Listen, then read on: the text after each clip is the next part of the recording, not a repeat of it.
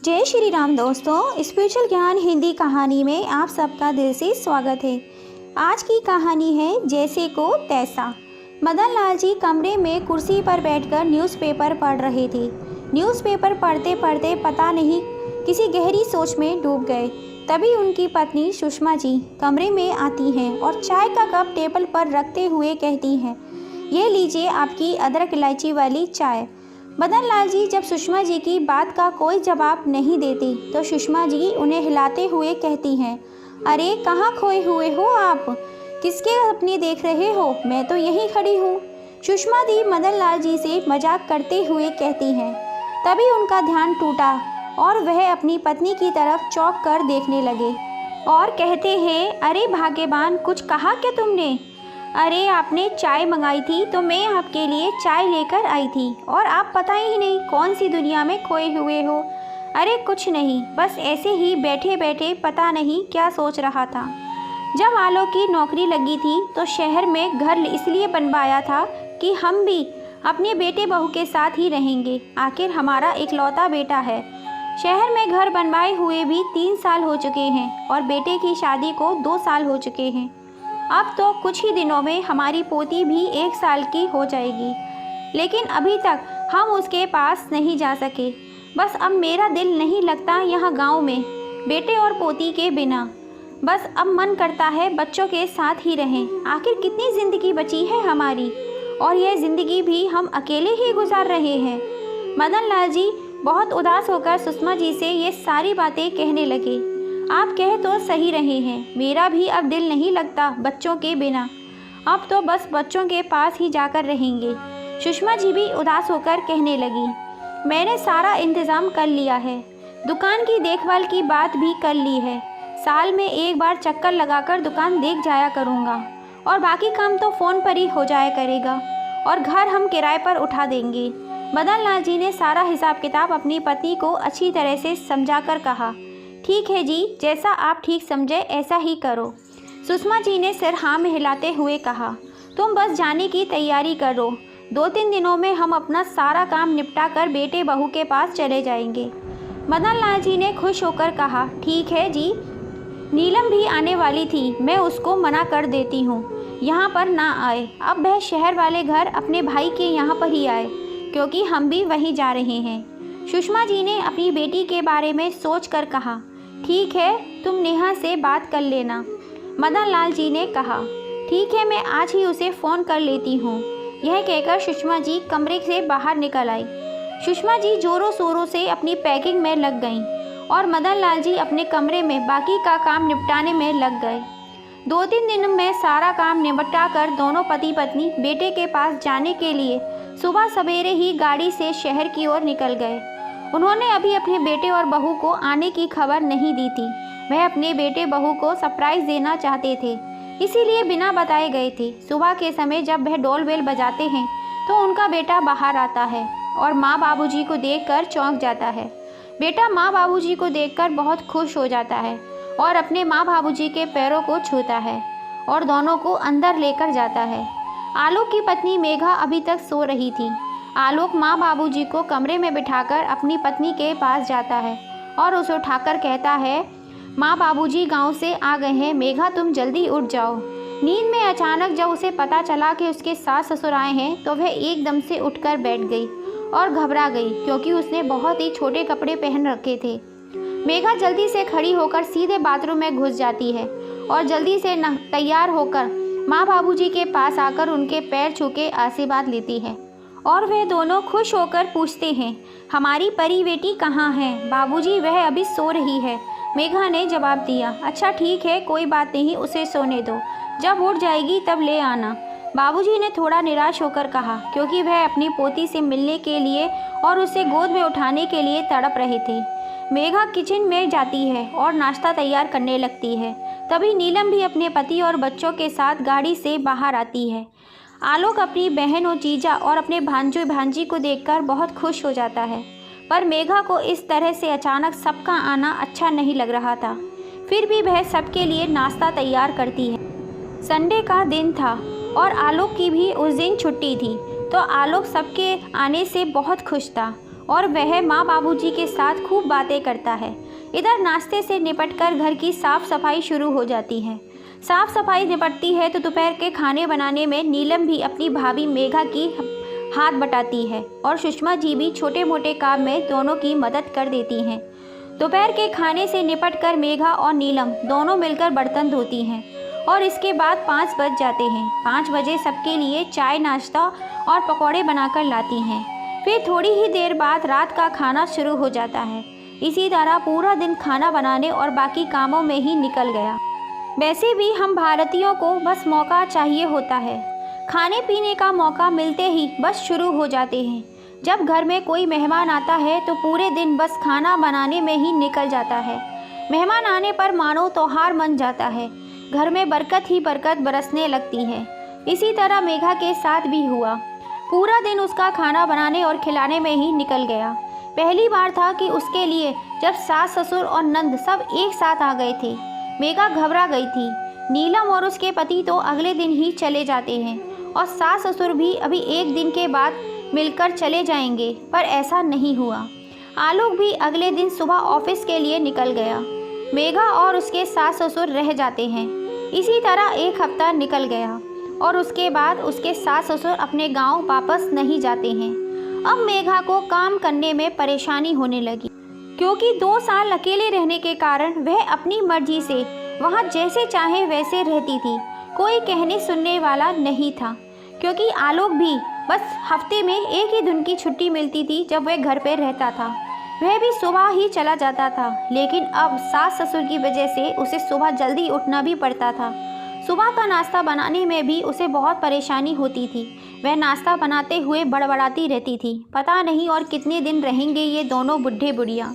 एक तो बिना बुलाए अचानक से आकर मेरे सर पर बैठ गए और अब ये दोनों जाने का नाम ही नहीं ले रहे हैं और कब जाएंगे कुछ पता भी नहीं है। मैं थक चुकी हूँ खाना बनाते बनाते। जब देखो सुबह नाश्ता बनाकर फिर खाना बनाओ, बस पूरा दिन खाना बनाने में ही निकल जाता है। ऐसा लगता है मैं इस घर की बहू नहीं, खाना बनाने वाली बाई हूँ। आज आने तो ऑफिस से आलोक को बात करती हूँ। आखिर यह सब कब तक चलेगा, उनसे पूछती हूँ। आखिर माँ बाबूजी अपने गांव वापस कब जा रहे हैं। शाम को जब आलोक ऑफिस से घर आया तो मेघा उससे पूछती है, आलोक, माँ बाबूजी अपने गांव वापस कब जा रहे हैं। आलोक कहता है, क्यों, क्या बात है। अरे बात तो कुछ नहीं है आलोक, बस ऐसे ही पूछ रही थी। मेघा अपनी नज़रें चुरा कर कहती है, उन्हें जब जाना होगा तब चले जाएंगे, उनका अपना ही घर है, तुम्हें क्या दिक्कत है। आलोक थोड़ा गुस्सा होकर कहता है। मेघा कहती है, ठीक है। इसी तरह 2 महीने बीत गए। माँ बाबूजी अभी तक गांव वापस नहीं गए थे। अब मेघा से उनके यहाँ रहना बिल्कुल भी बर्दाश्त नहीं हो रहा था। वह काम करते करते थक गई थी। काम करती तो बड़बड़ाती रहती थी, जबकि सुषमा जी भी उसके काम में हाथ बटाया करती थी। जब मेघा घर के काम किया करती थी तो वो परी को उसके दादा दादी ही संभालते थे। किचन के बहुत सारे काम सुषमा जी कर लिया करती थी। बर्तन धो दिया करती थी, किचन की साफ़ सफाई कर दिया करती थी और कभी कभी तो सब्जी रोटियां भी बना दिया करती थी। और उनके हाथ के अचार तो उनके बेटे को बहुत ही अच्छे लगते थे, इसलिए अक्सर अलग अलग तरह के अचार बनाया करती थी। और बाज़ार से सब्जी दूध लाने जैसे छोटे मोटे काम मदन लाल जी कर दिया करते थे। फिर भी मेघा को अपने सास ससुर के यहाँ रहने में बहुत परेशानी हो रही थी, क्योंकि उसे अकेले रहने की आदत पड़ चुकी थी और सास ससुर के रहने से उसकी आज़ादी में बाधा पड़ रही थी। जब रात को आलोक ऑफिस से घर आया तो वह किससे कहती है, आलोक, अब मैं इन दोनों को और बर्दाश्त नहीं कर सकती। या तो तुम माँ बाबूजी को गांव भेज दो या मैं अपने घर चली जाऊंगी। और अगर मैं अपने घर चली गई तो मैं तुम्हारे माँ बाबूजी के ऊपर दहेज मांगने के जुल्म में केस कर दूंगी। यह सुनकर आलोक के पैरों तले ज़मीन खिसक गई। उसे अपने कानों पर विश्वास नहीं हुआ। उसने कभी यह नहीं सोचा था कि मेघा ऐसा भी कुछ सोच सकती है। आलोक ने कहा, तुम्हारा दिमाग खराब हो गया है क्या? ये कैसी बातें कर रही हो? भला मेरे माँ बाबूजी ने तुमसे कब दहेज मांगा? मेरे सीधे साधे माँ बाबूजी को क्यों फंसाना चाहती हो? आलोक गुस्से में कहता है। आलोक, तुमने जो सुना वह सही सुना और अब मैं तुम्हारे बूढ़े खड़ूस माँ बाबूजी को और बर्दाश्त नहीं कर सकती। मुझे अकेले रहना है, तुम्हें अच्छी तरीके से जानते हो, मुझे अकेले रहने की आदत है। मुझे बंदिशों में रहना बिल्कुल भी पसंद नहीं है और अब जब से तुम्हारे माँ बाबूजी के आने के बाद से मैं बंधन में बंध गई हूँ। मुझे अपनी ज़िंदगी अपने तरीके से जीनी है। उनके आ जाने से मुझे ऐसा लगता है जैसे मैं पिंजरे में कैद होकर रह गई हूँ। ना तो कहीं किटी पार्टी में जा सकती हूँ और ना कहीं अपनी सहेलियों को घर पर बुला सकती हूँ। ऐसी ज़िंदगी भी कोई ज़िंदगी होती है? डर डर के सारे काम करने पड़ते हैं। अरे सुबह से लेकर रात तक बस रसोई में ही निकल जाता है। अरे मैं तुम्हारी पत्नी हूँ, कोई नौकरानी नहीं हूँ। मैंने अपना फैसला सुना दिया है। अब सब कुछ तुम्हारे हाथ में है। या तो उन्हें वापस अपने गांव भेज दो या मैं चली जाऊंगी यहाँ से, मेघा गुस्से में कहती है और लाइट बंद करके सो जाती है। मेघा की बातें सुनकर आलोक का दिमाग फटने लगता है। टेंशन की वजह से उसे नींद भी नहीं आ रही थी। उसे यकीन ही नहीं हो रहा था कि मेघा ऐसी भी बात कर सकती है। उसकी आंखों से नींद तो गायब हो चुकी थी। वह सोने की पूरी कोशिश कर रहा था लेकिन टेंशन की वजह से उसे नींद नहीं आ रही थी। वह बस पूरी रात सोचता रहा। सुबह जब आलोक उठकर बाहर आया तो उसके माँ बाबूजी उसके चेहरे की तरफ देखा तो उसकी आंखें लाल हो रही थीं। उसके चेहरे को देखकर ऐसा लग रहा था जैसे वह पूरी रात सोया ही नहीं हो। सुषमा जी ने आलोक को देखते ही पूछा, बेटा क्या हुआ? क्या तुम पूरी रात सोए नहीं हो? आलोक कहता है, नहीं माँ, ऐसी कोई बात नहीं है, और तैयार होकर जल्दी से ऑफिस के लिए निकल जाता है। ऐसे ही कई दिन निकल गए। एक दिन मदन लाल जी और सुषमा जी देखते हैं कि उनका बेटा कुछ परेशान है और गुमसुम भी रहने लगा है और आजकल उनके पास बैठकर बात भी नहीं करता है। उधर बहू भी गुमसुम सी रहती है। वह भी आजकल हम लोगों से कोई बात नहीं करती और अपना काम निपटाती है और फ़ौरन अपने कमरे में चली जाती है। तो मदन लाल जी और सुषमा जी को दोनों को शक होने लगता है। ज़रूर कोई ना कोई बात तो है जो आलोक और मेघा हमसे छिपा रहे हैं। मुझे लगता है कोई बात तो ज़रूर है जिसकी वजह से आलोक और मेघा चुप चुप रहने लगे हैं। तुमने देखा नहीं कि आलोक कितना उदास है और उसकी आंखें ऐसे रहती हैं जैसे वह रात को सोता ही नहीं हो। कोई ना कोई बात तो ज़रूर है। मदन लाल जी चिंतित होते हुए अपनी पत्नी से कहते हैं, आप ठीक कह रहे हैं, मुझे भी ऐसा ही महसूस हो रहा है। सुषमा जी कुछ सोचते हुए कहती हैं, मैं आलोक से इतनी बार पूछा पर वह कुछ बताता ही नहीं, हर बात को टाल देता है। मदन लाल जी धीमे स्वर में कहते हैं, उधर मेघा भी ऐसे ही गुमसुम है, कुछ न कुछ बात ज़रूर है। वह भी कुछ बात नहीं करती और काम करती है, फ़ौरन अपने कमरे में चली जाती है। सुषमा जी चिंतित होते हुए कहती हैं, तुम चिंता मत करो, मैं जल्दी ही पता लगा लूँगा। मदन लाल जी सुषमा जी को दिलासा देते हुए कहते हैं, ठीक है जी, जल्दी से पता करो कि आखिर बात क्या है, मेरा दिल तो घबरा रहा है। सुषमा जी घबरा कर कहती हैं, तुम चिंता मत करो, मैं सब पता लूँगा। मदन लाल जी अपनी पत्नी का हाथ अपने हाथ में रखते हुए कहते हैं, ठीक है, वैसे भी आपके होते हुए मुझे चिंता करने की कोई ज़रूरत नहीं है। मैं बाहर जाकर देखती हूँ क्या हो रहा है, आखिर परी के रोने की आवाज़ क्यों आ रही है। यह कहकर सुषमा जी बाहर चली जाती हैं। शाम को जब आलोक ऑफिस से घर आता है तो वह चुपचाप अपने कमरे में चला जाता है और माँ बाबूजी से बात तक नहीं करता। बाबूजी बैठे हुए ये सब देख रहे थे। बाबूजी बहाने से आलोक के कमरे के बाहर जाते हैं और कुछ सुनने की कोशिश करते हैं। मेघा आलोक से कह रही थी, क्या आपने बाबूजी से बात की या नहीं? वह अपने गाँव वापस जा रहे हैं। 1 हफ्ता हो चुका है, अभी तक आपने उनसे बात नहीं की। अगर आपने कल तक बाबूजी से बात नहीं की तो मैं परसों अपने घर चली जाऊंगी। आलोक कहता है, मैं माँ बाबूजी से क्या कहूँ कि आप लोग अपने बेटे का घर छोड़कर यहाँ से चले जाओ? तुम ऐसा कैसे कर सकती हो? आलोक मायूस होकर कहता है। उसकी बात सुनकर मेघा गुस्से में बोली, मैं कुछ नहीं जानती, मैं बस घर में अकेले रहना चाहती हूँ और मैं तुम्हारे माँ बाबूजी का ठेका नहीं ले रखा। उन दोनों को अपने गांव वापस जाना ही पड़ेगा, नहीं तो मैं अपने मायके वापस चली जाऊंगी और तुम्हारे माँ बाबूजी के ऊपर दहेज मांगने का आरोप लगाकर जेल भिजवा दूंगी। फिर बैठे रहना मेरे और परी के बिना। यही सारी बात सुनते ही मदन लाल जी के पैरों तले जमीन खिसक जाती है। वह हैरान रह जाते हैं, जिसे वह अपनी बेटी की तरह समझते थे। वह हम लोगों को गाँव भेजना चाहती है, उसे हमारा यहाँ रहना पसंद नहीं है। कितने अरमान से उन्होंने अपने बेटे की शादी की थी, कितने अरमान से उन्होंने अपना ये घर बनाया था। अपनी सारी जमा पूंजी उन्होंने इसी घर में लगा दी थी कि एक कि तो बेटा है हमारा, बेटे के साथ आराम से रहेंगे, यही दिन देखना बाकी रह गया था। उनकी आंखों के सामने अंधेरा छाने लगा, हाथ पांव थर थर कांप रहे थे, उनकी आंखों से आंसुओं की धारा बह रही थी। ऐसा लग रहा था आज ही सैलाब आएगा और वह उसमें डूब जाएंगे। उनके कदम लड़खड़ाने लगे। बहू उनके बेटे को धमका रही थी। उन्होंने ऐसा कभी अपने सपने में भी नहीं सोचा था। उनका सर घूमने लगा और वे वहीं चक्कर खाकर बैठ गए। कुछ देर बाद जब उन्हें थोड़ा सा होश आया, अपने आप को संभालते हुए अपने कमरे में आ गए। मदन लाल जी बहुत ही उच्च विचार वाले थे। वे जल्दी से कोई फैसला नहीं लेते थे। वे जब भी कोई फैसला लेते थे तो 100 बार सोच समझ कर ही लेते थे। सुषमा जी अपने पति को परेशान देखकर उनसे पूछती हैं, क्या हुआ, क्या बात है, आप इतने परेशान क्यों नज़र आ रहे हो। मदन लाल जी अपनी पत्नी को सारी बात बता देते हैं। मदन लाल जी की बातें सुनकर सुषमा जी की आंखों से आंसुओं की धारा बह निकली और वे वहीं सर पकड़कर बैठ गईं। तभी सुषमा जी अपने पति से कहती हैं, अब क्या होगा। मदन लाल जी कहते हैं, परेशान होने की कोई बात नहीं है, मैं कोई ना कोई हल ज़रूर निकाल लूँगा। देखो सुषमा, अब बुढ़ापे में हम अकेले नहीं रह सकते, हमें अपने बेटे का साथ ही रहना है, तो हमें कोई ना कोई हल तो निकालना ही पड़ेगा। हम गांव में जाकर क्या करेंगे, अपने बेटे और पोती के बिना कैसे रहेंगे।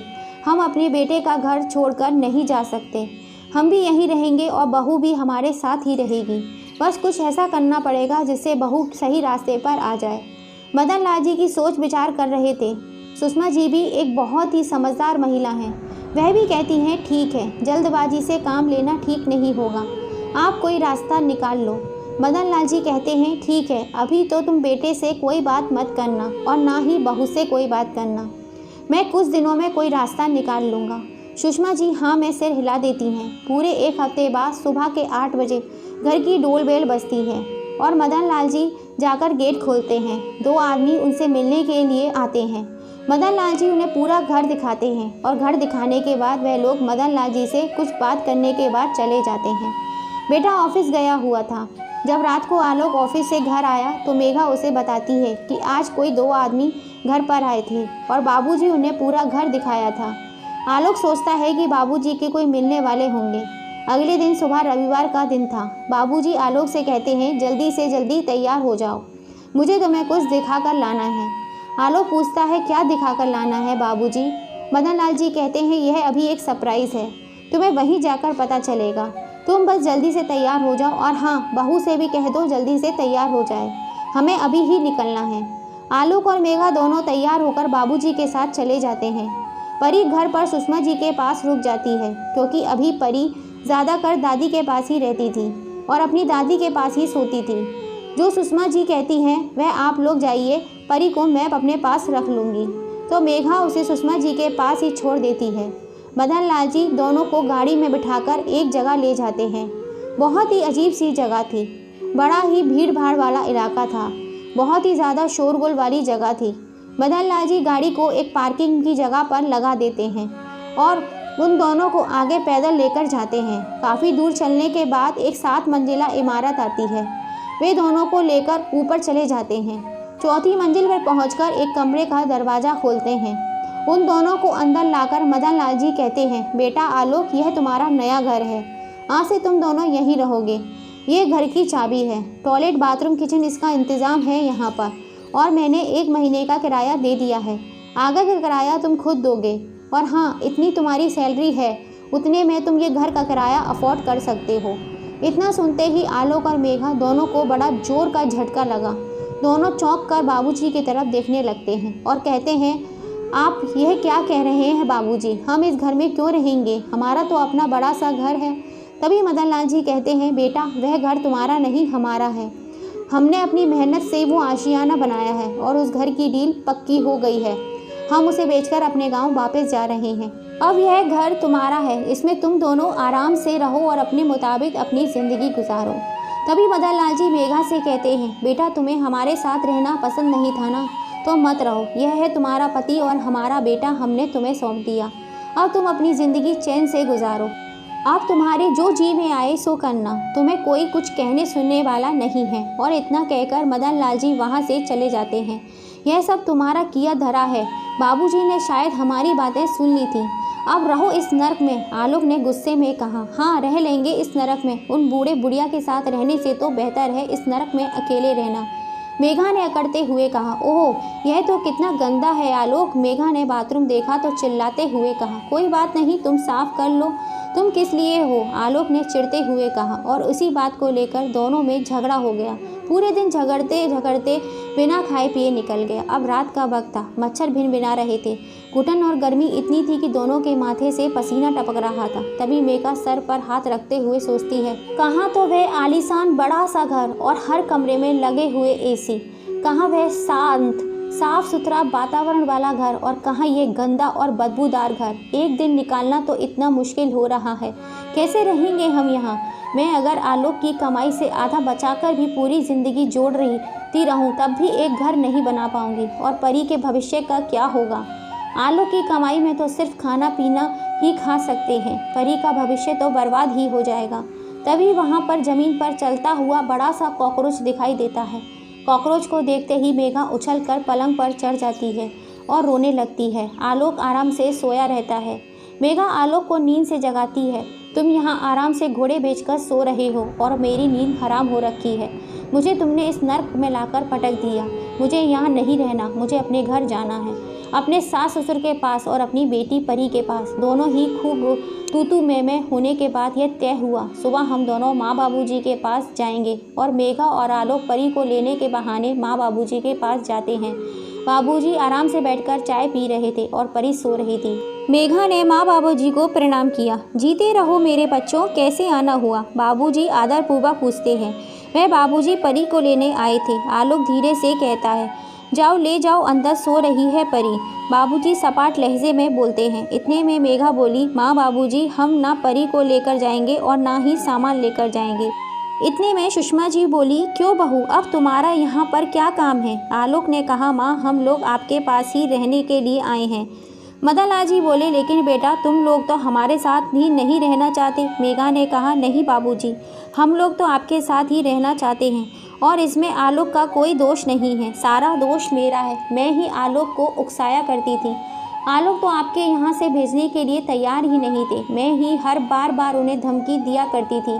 मैं एक अच्छी बहू नहीं बन सकी। माँ ने मेरा इतना साथ दिया। कितने काम तो माँ जी ही किया करती थी, लेकिन फिर भी मुझे आप दोनों का यहाँ रहना बिल्कुल अच्छा नहीं लगता था। परी के कितने काम होते थे जो आप दोनों ही संभाल लेते थे। मैं सच में अंधी हो गई थी जो अपने देवी देवता समान सास ससुर के काम को भी कचरे के डिब्बे में डाल दिए।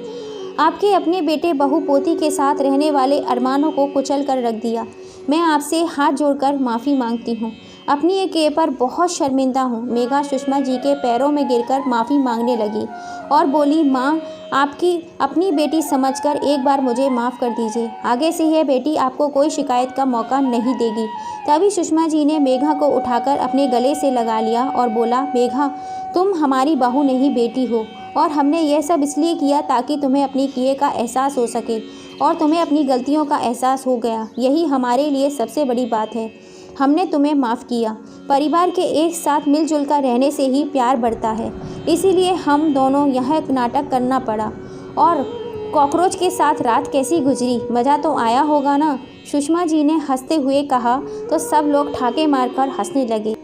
इसी तरह उनका परिवार हंसी खुशी एक संग मिलकर रहने लगा। तो दोस्तों, आपको ये कहानी कैसी लगी? मदन लाल जी ने अपनी बहू को सबक सिखाने के लिए किया, वो सही था या गलत? अपनी राय हमें कमेंट करके ज़रूर बताना। जय श्री राम।